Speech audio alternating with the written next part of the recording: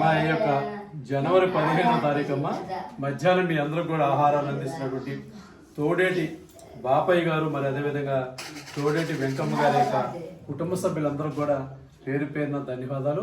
మరి అదేవిధంగా వారందరూ కూడా ఆ భగవంతుడు ఆయుర ఆరోగ్యాలు ప్రసాదించాలని మరి మీరందరూ కూడా ఆ భగవంతుని ప్రార్థించాలి. మరి అదేవిధంగా వారందరూ కూడా సంక్రాంతి శుభాకాంక్షలు తెలియజేస్తున్నాము.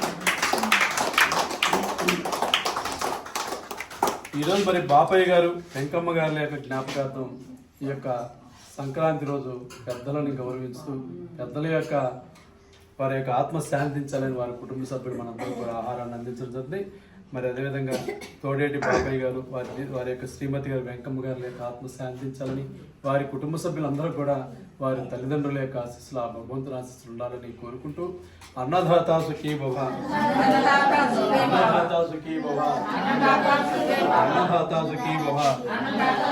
తోడేటి బాపయ్య గారు వెంకమ్మ గారి యొక్క ఆత్మ శాంతించాలని మీరందరూ కూడా ఒక్క నిమిషం మౌనం అందరూ